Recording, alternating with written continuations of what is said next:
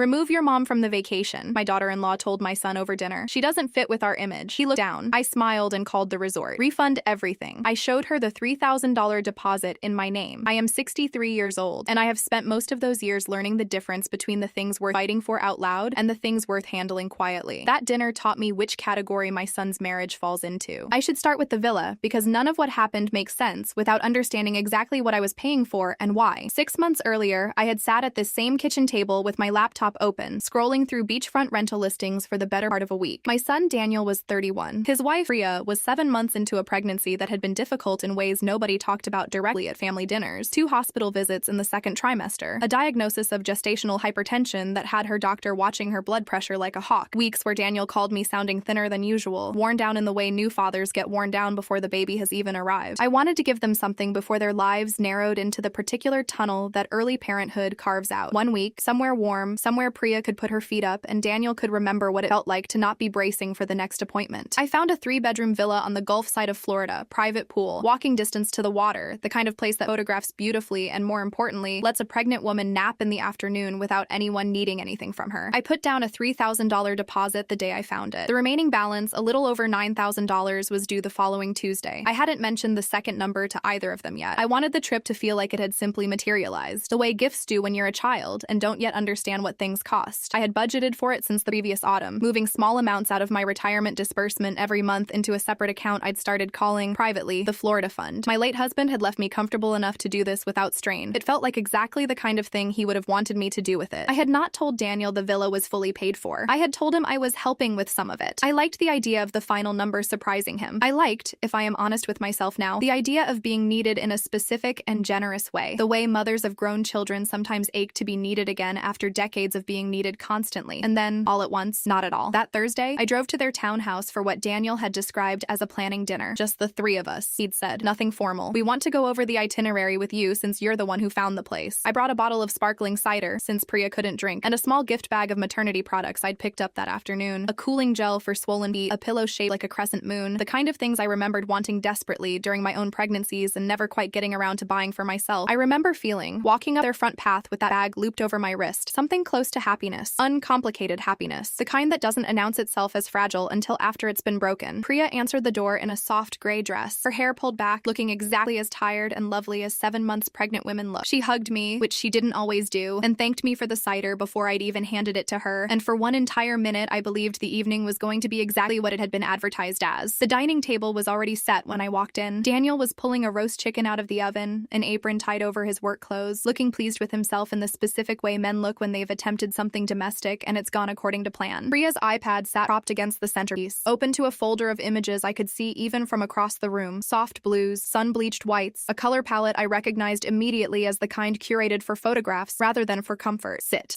Daniel said, waving me toward my usual chair. We've got the whole week roughly mapped out. Priya's been working on it since Sunday. I sat. I unfolded my napkin. I told myself the iPad full of mood boards was simply Priya's way of being excited, and that excitement, even the aesthetically demanding kind, was still a form of gratitude. I would spend a long time afterward turning that assumption over in my hands, trying to understand exactly where in the sequence of the evening it had stopped being true. So, Priya said, once Daniel had served the chicken and sat down, we need to talk about the sleeping arrangements and the daily schedule. The villa only has 3 bedrooms, and Daniel and I need the primary suite. There's a soaking tub and better light for the mornings I'm not feeling great. The second room I want to keep clear for my equipment, wardrobe changes, that kind of thing. That leaves the 3rd room for me, I said, cutting a piece of chicken. That's fine. I don't need much. Right, Priya said. She didn't look up from the iPad. About that, I set my fork down. Not dramatically, just carefully. The way you set something down when you sense you might need both hands free in a moment. We've been talking, she continued, still scrolling, and we think it might actually work out better if it's just Daniel and me this time. The kitchen went quiet in the specific way rooms go quiet when everyone in them already knows what's about to be said and is simply waiting to see who says it out loud first. I don't understand, I said, though I understood perfectly well. I said it because I wanted her to be the one to spell it out, not me. Priya finally looked up. Her expression wasn't cruel, which somehow made it worse. It was practical, efficient, the expression of someone delivering a logistics update rather than a wound. It's not personal, Valerie, she said. My name. Deployed the way people deploy your name right before they say something they know will require the reminder that they still, technically, respect you. But we're planning some very specific content for this trip. Golden hour shoots on the dock, a couple's dinner on the beach, some lifestyle stuff for my page. We're trying to build a certain aesthetic, and it's going to be a lot easier to execute if it's just the 2 of us. Plus the walking. I don't want you feeling like you have to keep up with us on the trails, or feeling awkward being in the background of every shot. I looked at at my son. I had not yet said a word to him directly, had not needed to, because his face had already told me everything I would have asked him if I'd had the chance. Daniel, I said, do you feel this way too? He looked at his plate. He picked up his fork and set it back down without using it. A small, useless motion. A man rearranging silverware because rearranging silverware required none of the courage that speaking did. Mom, it's not that we don't want you there, he said to the chicken, not to me. It's just Priya's put a lot into planning the content side of things, and I think it might genuinely be less stressful for everyone if it's a smaller trip. We could do a separate thing with you after the baby comes. Somewhere closer. Somewhere easier. Remove your mom from the vacation, Priya said then. And I want to be precise about this part because I have replayed it more times than I can count and I need the words to be exactly right. She said it to Daniel, not to me, as though I were a scheduling conflict to be resolved between the two of them, rather than a person seated 18 inches from her elbow. She doesn't fit with our image. Nobody said anything for what felt like a very long time, though it was probably 4 or 5 seconds. I want to tell you I had a clever line ready. I want to tell you I stood up and delivered some devastating, quotable rebuke that silenced the table and made Priya reconsider her entire worldview on the spot. Nothing like that happened. What happened is that I looked at my son's face. My son, who I had raised largely alone after his father died when Daniel was 19, who I had put through his last 2 years of college on a combination of my husband's life insurance and every extra shift I could pick up at the hospital where I'd worked for 31 years, who I had believed, right up until that exact moment, understood on some bedrock level that I was not a line item, and I watched him say nothing. That was the part that actually hurt, not her sentence, his silence after it. I have thought a great deal in the time since about the particular cruelty of watching your child do the math on you in real time. Watching him weigh, even briefly, even involuntarily, whether defending you was worth whatever it would cost him with his wife. I don't believe Daniel is a cruel person. I believe he is a tired one. And tired people take the path that requires the least immediate friction. And in that moment, the path of least friction ran directly over me. I see, I said, and I picked my fork back up, and I finished the bite of chicken I'd been holding in my mouth this entire time, because I had decided somewhere in that 4-second silence that whatever else happened at this table, I was not going to be the person who stopped eating. I asked the waiter for the check. There was no waiter. This was Daniel's dining room, not a restaurant. I want to be honest about that moment too, because it matters. I said it anyway. Some old reflex from decades of dinners out with my late husband, where asking for the check was how you signaled a conversation was finished, and both Daniel and Priya looked at me with the exact same expression of confusion, and for one absurd second, the whole thing nearly tipped over into something I could have laughed at. I didn't laugh. I stood up, gathered my plate though I hadn't finished, and carried it to the sink. Mom, don't be dramatic, Daniel said behind me. It's just pictures. It's one trip. I turned the water on. I rinsed the plate. I did not turn around right away because I needed a few seconds where neither of them could see my face. It's just pictures, I repeated, mostly to myself, testing the shape of the sentence, seeing whether it felt as small coming out of my own mouth as it had coming out of his. It didn't. It felt like the entire architecture of the last 31 years quietly rearranging itself around a single, clarifying fact that when it came down to it, when his wife and his mother stood on opposite sides of a decision, my son had chosen the side that required less courage. I dried my hands on the dish towel. I turned around. Priya had already gone back to her iPad, scrolling as though the last several minutes hadn't happened, as though she'd already filed the conversation under resolved. I should get going, I said. I have an early morning. I did not have an early morning. I had nothing scheduled at all. I said it because I needed a reason to leave that didn't require either of them understanding what I actually intended to do the moment I got to my car. Daniel walked me to my car. This was, I think, meant as a kindness, so it felt at the time like an escort, someone assigned to make sure I actually left the property without further incident. Mom, I'm sorry about how that came out, he said, standing in the driveway with his hands jammed in his pockets, the porch light behind him throwing his shadow long across the concrete. Priya didn't mean it the way it sounded. How did she mean it then? I asked. I was genuinely curious. I wanted to hear him try to construct an alternate version of the sentence I'd just heard. Wanted to see what shape he'd bend it into. He didn't have one. He stood there working his jaw, and I realized he had walked me out not to apologize, but to see whether I was going to make a scene in the driveway that the neighbors might hear, and having confirmed I wasn't, he didn't actually know what to do with the remaining 30 seconds of the conversation. I'll call you tomorrow, he said finally. We'll figure something out. There's nothing to figure out, I said, and I meant it more literally than he understood. I got in my car. I did not cry in front of him. I want that on the record because I think there's a version of this story where the emotional climax is me sobbing in a driveway, and that is not what happened. What happened is that I put the car in reverse, backed out of his driveway with the same careful 3-point turn I'd been doing in that particular cul-de-sac for 6 years, and drove exactly the speed limit the entire way home. I cried for approximately 4 minutes at a red light on Route 9. Then the light turned green, and I stopped. By the time I pulled into my own driveway, I had already made the decision. I want to be clear that this wasn't rage. Rage would have had me calling the resort from my phone in Daniel's driveway, voice shaking, making a scene that would have let Priya cast herself as the reasonable one managing an unstable mother-in-law. I have watched enough of my friends navigate difficult daughters-in-law to know that the version of you who reacts in the heat of the moment is always, eventually, the version that gets used against you later. Wasn't that dramatic, they'll say. Wasn't that a bit much? So I waited. I went inside, made a cup of chamomile tea I didn't drink, sat down at my kitchen table with my laptop and pulled up the reservation confirmation email from 6 months earlier. Then I called. Hello, thank you for calling Sandpiper Cove Villas. This is Renata. How can I help you tonight? Hello, Renata. My name is Valerie Ashford. I have a reservation under confirmation number 4471C, checking in the 14th of next month. I need to cancel the reservation and process a refund on the deposit. Of course, let me just pull that up for you. A pause, keys clicking somewhere on the other end of a phone line 4 states away. I do see the reservation here. I want to let you know there is a cancellation policy. Outside of 30 days, you're eligible for a full refund minus a $200 processing fee. Would you like me to proceed? Yes, please proceed. And just to confirm, there was also a remaining balance of $9,200 scheduled to be charged next Tuesday. I'll go ahead and remove that charge from the account as well, since the reservation is being canceled. Thank you. That's correct. Perfect. I've got that processed. You should see the refund on the deposit within 5 to 7 business days. Is there anything else I can help you with this evening? No, that's everything. Thank you, Renata. I hung up the phone and sat in my kitchen for a while, looking at the confirmation email that now at the bottom read canceled in small gray letters, and I felt something I had not expected to feel, which was not triumph and not grief, but something closer to relief. The specific relief of having finally, after 31 years of quiet accommodation, done the one thing that could not be smoothed over, apologized around, or explained away by anyone at that table. My phone buzzed 40 minutes later. A text from Daniel. Hey, just wanted to check in. You got home okay? I typed back, yes, home safe. I canceled the villa reservation tonight. You'll get a confirmation email. Good night, Daniel. The 3 dots appeared almost immediately. They disappeared. They appeared again. This happened 4 or 5 times over the course of about 2 minutes, which told me he was drafting and deleting several different responses, trying to find the one that would land the way he wanted it to. What finally came through was, wait, what? Mom, you can't just cancel it. We've been planning this for months. I did not respond that night. I plugged my phone in, turned the ringer to silent, and went to bed earlier than I had in years, and slept. I want to be honest about this too, because it surprised me. Better than I had in months. I believed for those 3 days that the story was already finished. I want to walk through exactly why I believed that, because I think the shape of my own false confidence matters as much as what came after it. I woke up the next morning to 11 text messages. 4 from Daniel, ranging from confused to increasingly agitated. 2 from Priya, both composed with the particular formality of messages written for an audience beyond their stated recipient. Full sentences, no contractions, the cadence of someone drafting a statement rather than sending a text. And 5 in a family group chat I hadn't realized still existed, largely dormant since Christmas, suddenly reactivated because apparently nothing gets extended family mobilized faster than the scent of drama. I read all of them over coffee. I did not respond to any of them immediately, which I recognize now was its own kind of message. Priya's first text read, I think it's important to clarify that I never asked you to be excluded. I simply expressed a preference about the content we're trying to create. I'm sorry if that came across harshly, but I don't think canceling a $12,000 vacation is a proportionate response. I noticed she'd done the math and arrived at the full figure, deposit plus balance, which meant Daniel had told her at some point overnight the actual scope of what I'd been covering. I wondered whether that revelation had changed anything for her. I would find out over the following days that it had not. Her second text, sent about 20 minutes after the first. Also, just so you know, we already told our jobs we're taking that week off. This is putting us in a really difficult position. I remember reading that second message and feeling something settle in my chest. Not satisfaction exactly, but a kind of clarity. Nowhere in either message was there an acknowledgement of what had actually been said at that table. Nowhere was there a version of I shouldn't have said what I said. There was only inconvenience, cataloged and presented to me as though the inconvenience were the actual injury and my response to it the actual crime. Daniel's texts were a different register entirely, less composed, more genuinely bewildered. The texts of a man who had expected a specific containable consequence and gotten a much larger one. Mom, please just call me. I don't understand why you're doing this. We can figure out a version that works for everyone. Priya feels really attacked right now. I think we need to all sit down and talk about this like adults. That last one I read 3 times. I think we need to all sit down and talk about this like adults. Sent by the same son who had watched his wife tell him to remove his mother from a vacation and said nothing. Who had told me, not 30 minutes after that dinner, that I was being dramatic or asking for the check I hadn't even received. I found myself almost admiring the audacity of it. There is a particular skill, one I've watched play out in families my whole life, where the person who caused the rupture becomes, within 24 hours, the person calling for maturity and de-escalation, as though the maturity required of the situation were retroactive and applied only to the response, never to the original offense. I called my daughter, Emily, instead. She's 34, lives 40 minutes away, and has never once in her adult life needed me to explain a family situation to her more than halfway before she'd already correctly diagnosed it. Okay, tell me everything, she said, and I did. The mood board, the sleeping arrangement conversation that turned out to be a pretext, a sentence about the image, Daniel's silence, the drive home, the phone call to the resort. There was a long pause on the line when I finished. Mom, Emily said finally, I need you to know that I am so proud of you I could cry. And also I need you to understand that Priya is going to make this so much worse before it gets better, because people like her do not experience consequences as consequences. They experience them as personal attacks that require retaliation. I know, I said. Do you though? Because I need you to be ready for that. This isn't going to be one bad week and then everyone apologizes and it's fine. This This is going to be a campaign. I told her I understood. I did not fully understand. Not yet. Not in the way I would come to over the following weeks. But I appreciated her trying to prepare me, and I told her so. What are you going to do with the refund? She asked, and there was something careful in the way she asked it, like she already suspected the answer might surprise her. I don't know yet, I said, which was true in that moment, though it would stop being true within about 4 more days. For those 3 days, I genuinely believed the matter was settled. I had canceled the trip. I had stated my position clearly. I assumed, and I want to be honest about how naive this assumption was in hindsight, that either an apology would eventually arrive, sincere enough that I could consider reinstating some version of the plan, or that the silence would simply calm into an uneasy, unspoken detente, the kind every family develops around its unresolved wounds, where nobody mentions the thing directly, but everyone quietly recalibrates their expectations going forward. I did not, in those 3 days, anticipate a campaign. Emily's word. I would come to think of it as exactly the right one. I think it's worth explaining, before I go further, exactly how much of Daniel and Priya's life I had quietly been underwriting, because I don't think what I did next makes sense without that context, and I don't think anyone reading this without it would understand why 3 days of silence felt, to me, like something finally breaking rather than something beginning. Daniel's car payment, a lease on a vehicle Priya had picked out nicer than either of them could comfortably afford on their combined income, I had covered twice that year already, each time framed as a short-term loan he intended to pay back and never did, each time because some other expense had eaten the money that was supposed to go toward it. I never mentioned this to Priya. I'm not certain Daniel had mentioned it to her either. Their cell phone bills ran through my family plan, a holdover from Daniel's college years that had simply never been unwound. Their car insurance ran through my policy for the multi-vehicle discount, which meant I was, in practice, paying the premium on a car I had also twice made payments on. I had 3 streaming subscriptions in my name that both of them used constantly, and neither of them had ever once offered to contribute toward. None of this on its own felt significant at the time. This is, I think, how these arrangements work in most families. They accumulate one small kindness at a time, each one reasonable in isolation, until they've quietly calcified into an entire financial infrastructure that one party depends on, and the other party has simply stopped noticing they're providing. I want to be fair to Daniel here. I don't believe he thought of any of this as exploitation. I believe he thought of it the way people think of the weather, as an ambient condition of his life, present and reliable, not something anyone had decided on purpose. My help had become so normalized that I doubt it occurred to him, walking me to my car after that dinner, that the woman he'd just watched his wife dismiss as not fitting their image was also the woman quietly keeping his car insured. Priya, I think, understood the arrangement rather more precisely than Daniel did, though we had never once discussed it directly. I had noticed over the 2 years they'd been married a particular pattern in how she referred to money in front of me. Vague, breezy references to figuring it out or making it work, delivered in a tone that assumed correctly that I would eventually make the figuring unnecessary. I don't believe she ever sat down and consciously calculated that I could be relied upon as a financial backstop. I believe it was more like water finding its level. I was there, I was willing, and so the path of least resistance simply routed itself through me, the way water finds the lowest point in a yard without anyone drawing it a map. What changed that Thursday night at their dinner table wasn't the existence of this pattern. It was my willingness to keep participating in it without acknowledgement. I want to describe one specific memory that I found myself returning to again and again during those first 3 days of silence, because I think it's the clearest illustration of exactly what had been happening beneath the surface of that family for 2 years. The previous spring, Priya had wanted to redo their living room. New sectional, a large abstract canvas she'd found through some artist she followed online, a rug that alone cost more than my monthly grocery budget. Daniel had called me, ostensibly just to catch up, and somewhere in the conversation had mentioned, almost offhandedly, that Priya had found the perfect setup for the living room, but that it was going to be tight this month with the car payment and everything. I had transferred him $1,400 the next morning. He had thanked me. Priya had posted photographs of the finished room to her page 2 weeks later, captioned with something about manifesting the life you want. No mention anywhere of where $1,400 of those dollars had actually come from. I'm not telling you this to suggest Priya is a villain in some cartoonish sense. I think she is, in most ways, a perfectly ordinary young woman who has simply never had cause to examine a habit that has always worked in her favor. But I want you to understand that when she looked at me across that dinner table and decided I didn't fit the image she was building, she was making that determination about a woman who had, among other things, quietly paid for the backdrop she was building it in front of. That is the context I carried into the following days. Not rage, exactly. Something colder and more useful than rage and accounting. Emily's word, campaign, turned out to be exactly right, and it began in earnest on the 4th day. Priya posted something to her page that morning. Not about me directly, not by name, but unmistakable to anyone who knew the situation. A photo of herself looking wistfully out a window, captioned something about how disappointing it is when family doesn't show up for you the way you'd hope, followed by 3 separate emoji I won't bother describing because their meaning was clear enough without translation. Emily saw it before I did and called me immediately. She's building a narrative, Emily said. This is her telling her followers a story where you're the villain before you've said a single public word. I looked at the post. 41 comments already. Most of them some variation of sending love. You deserve better. Family isn't always blood. I closed the app and did not open it again for several days, which I recognize was its own kind of strategic silence. So at the time it felt simply exactly like self-preservation. That evening, Daniel called. I let it ring twice before answering, not out of any calculated coldness, but because I was drying my hands and genuinely needed the extra few seconds. Mom, can we please talk about this? He said without preamble. This has gotten really out of hand. I'm listening, I said. Priya and I talked, and we think a good compromise would be if you rebooked it under your own name again, but you don't come. We'd pay you back for it, like a loan. That way, it's still your money technically, but the trip can still happen for us. I sat with that sentence for a moment, turning it over, making sure I'd understood it correctly. You want me to pay for a vacation I'm not invited on, I said, and call that a compromise? When you say it like that, it sounds bad, but how else would you like me to say it, Daniel? He didn't answer that. I heard him exhale, a long, frustrated breath, the sound of a man who had walked into this conversation believing his proposal was reasonable, and was only now, mid-sentence, hearing it the way I was hearing it. Okay, he said, forget the rebooking. Can we at least talk about the phone bills? Priya's freaking out. She thinks you're about to cut us off from everything. I haven't touched the phone bills, I said, which was accurate enough for that particular hour of that particular day. But I want to be honest with you about something. Since we're being honest tonight, I've been thinking about the car payment and the insurance and the streaming accounts. Silence on the line. I think it's time you and Priya manage those on your own, I said, not as a punishment, as a fact. You're both adults. I shouldn't be underwriting adults who've decided I don't fit their image. That's not fair, he said, and his voice had shifted into something sharper, something closer to the tone I imagine he used with Priya when he felt cornered. You're punishing me for something Priya said. I'm not punishing anyone, I said. I'm noticing, for the first time in a long time, what I've actually been paying for, and deciding I'd like to stop. He tried a few more angles over the next several minutes, reminding me of the baby coming, reminding me that money was tight, reminding me at one point that I was his mother, as though the word itself functioned as a kind of override code that should end the conversation in his favor. I let him finish each attempt. I did not interrupt. I have found in 63 years that interrupting someone mid-appeal only gives them a grievance to redirect toward, a new injury to fold into the larger narrative. Better to let them exhaust the appeal entirely and then simply decline it, cleanly, once there's nothing left to argue with. I love you, I told him when he'd finally run out of angles. And I'm not going anywhere. But I'm also not an ATM, and I think somewhere in the last 2 years, that distinction got lost. I'd like to find it again. He hung up without saying goodbye. I sat at my kitchen table for a long while afterward, not upset exactly, but tired in a way that felt older than the conversation itself. The particular exhaustion of realizing a boundary you're only now drawing should have been drawn years earlier. The following morning, I called my cell provider, my insurance agent, and canceled 2 of the 3 streaming subscriptions, keeping only the one I actually used myself. Daniel and Priya received automated texts giving them 48 hours to establish their own billing before service lapsed. I did not send a personal message alongside any of it. I had said everything I needed to say the night before, and I did not believe repeating myself in text form would add anything except more material for whatever narrative was still being constructed on Priya's page. 3 days after that phone call, Daniel showed up at my house unannounced, alone, which I noted immediately. Priya had accompanied him to nearly everything in the 2 years I'd known her as his wife, and her absence here felt deliberate, a decision made somewhere in their townhouse about which version of this conversation required which spouse present. He looked tired in a way that had nothing to do with sleep. I opened the door and left the screen closed between us, which I don't think either of us commented on, but which both of us understood. Can I come in? He asked. We can talk here, I said. He nodded, like he'd expected that answer, and had already decided not to fight it. Priya's furious, he said. We looked into rebooking something else, even just a smaller trip, and the rates for anything comparable this close to the date are almost double what you originally paid. We can't afford it, not without you. I understand that's frustrating, I said, and I meant it. I did understand the way you can understand a consequence is landing exactly as intended and still feel a small ache watching it land on someone you love. Could you just call them back? He asked. Apologize. Say it was a misunderstanding, put the deposit back down. I know things got heated, but this is costing us thousands of dollars we don't have. I looked at my son standing on my porch, asking me to spend more of my own money undoing the one consequence that had actually made him show up in person, and I felt something in my chest settle into a kind of stillness I hadn't expected. I have one question, I said, and I'd like you to actually answer it, not manage it. Do you agree with her that I don't fit your image? He looked at the floor. Precisely. Exactly the way he had at that dinner table 9 days earlier. Like the answer might be written somewhere in the grain of the wood if he looked hard enough. It's complicated, Mom, he said. It isn't, though, I said, and I kept my voice even, because I had learned by then that even that particular voice tended to unsettle him more than shouting would have. A person either believes his mother deserves a seat at the table, or he doesn't. Everything else is just the amount of time it takes him to admit which one he actually believes. That's not fair. It's not that simple. It's exactly that simple. You just don't like the answer. He didn't say anything to that. I watched him search for another angle, the way he had on the phone, and I watched him come up empty. And for a moment, I almost felt sorry for him. Almost, but not quite, because sympathy for the discomfort of a difficult truth is not the same as agreeing to spare someone from hearing it. The trip is canceled, I said. It's staying canceled. I'm not calling them back, and I'm not restarting the conversation about the phone bill or the insurance either. I love you, Daniel. That's not in question. But I'm not finished with either of you yet. Not by a long way, and I need you to understand that this isn't the end of the consequence. It's the beginning of one. He looked up at that, something wary crossing his face, like he'd caught the shape of a threat without being able to identify its contents. What does that mean? It means I'm not the woman who who fits into your wife's photographs anymore, I said. I'm not sure I ever was. I think I'm going to spend some time figuring out what I do fit into instead. I closed the door. Gently, I want to be clear about that. It didn't slam. There was no loud, cinematic moment to it. I closed it the way you close a door on a conversation rather than on a relationship, softly, with the specific care of someone who intends to open it again someday, just not today, and not on the terms currently being offered. I heard his footsteps on the porch steps a moment later, then his car pulling out of my driveway. What Daniel did not know, what neither he nor Priya knew standing on my porch asking me to undo a consequence, was that I had already, 9 days earlier, made a second phone call. Not the one to cancel the reservation. A different one entirely, placed later that same night, after I'd hung up with Renata at Sandpiper Cove, after I'd gone to bed and lain awake for a while turning something over in my mind that I hadn't yet said out loud to anyone, not even Emily. I had not mentioned that second call to Daniel on the porch. I let him leave, still believing the villa sat empty for that week, that the only casualty of the entire evening was $12,000 neither of them could afford to replace. I wanted him to sit with that belief a little longer before he found out otherwise. That second call had gone to a different resort entirely, a smaller property further down the coast, one Emily had recommended years before, and I'd never had occasion to book. Adults only. Quiet. A single restaurant instead of 4. No kids club. No wedding parties on the pool deck. I had booked 1 room, 7 nights, the same week, under my own name, paid in full from an account neither Daniel nor Priya has ever had access to. A small separate account I'd opened quietly 2 years earlier. Around the same time I'd first started noticing the pattern with Priya, though I hadn't consciously understood at the time why I felt the need for money that existed entirely outside anyone else's knowledge. I had not told Emily. I had not told anyone. I sat in my dark bedroom that first night, the confirmation email glowing on my phone screen, and felt something that surprised me. Not spite, but something closer to reclamation. A room with my name on it, chosen for no one's comfort but my own, at a resort with no mood board, no aesthetic I needed to fit. For the following 9 days, I told no one. I let Daniel and Priya spend that entire stretch believing the only outcome of that dinner had been an empty villa and a canceled deposit. I let the group chat churn. I let Priya's page accumulate its sympathetic comments. I went about my days carrying a piece of information that belonged entirely to me and found that I liked, more than I expected to, having something that was mine alone. It was Priya who found it, not Daniel, and I don't believe Daniel would have gone looking. She had remained logged into Sandpiper Cove's guest portal from the original booking, periodically checking whether some technical error might let her salvage a version of the trip without me. Resort portals often link accounts across properties under the same parent group when a phone number or email matches a previous booking, a detail I hadn't considered when I made that second call. What she found 11 days after the dinner was an active confirmation at a different property, same week, a single room, an amenity list that included details I had provided when booking, unthinkingly, the way you fill out any reservation form, never imagining anyone but the resort staff would see it. Priya sent it to Daniel with no caption, just the screenshot. I know this because Daniel told me later, in a very different tone than he'd used on my porch. Quieter, something almost like awe in it. He called within the hour. I was in the kitchen, drying a mixing bowl, and felt for the first time in 11 days, genuinely uncertain what was about to happen next. Mom, he said. His voice was strange, not angry, something else. You booked your own trip. I did, I said. The same week. The same week. Why didn't you tell me, he asked. And it wasn't accusatory, genuinely asking. I stood there, mixing bowl still in one hand, and thought about all the ways I could answer. The sectional, the car payments, 2 years of small accommodations that had accumulated into an entire architecture I'd only just started dismantling. I gave him the shortest version I had. Because it wasn't yours to know, I said. It was mine. He didn't have a response to that. Not right away. I let the silence sit. I have learned over the last 11 days especially that I no longer feel the need to fill every silence on someone else's behalf. I have to go, I said eventually. Though I didn't. Not really. I'll talk to you soon, Daniel. I hung up before he could ask anything else. I set my phone face down on the counter and finished drying the mixing bowl, unhurried, and put it away in the cabinet where it belonged. 3 days later, I flew out alone. 7 nights, a single room, no photographs required, no image to fit. I told them I didn't fit their image, so I built one where I did.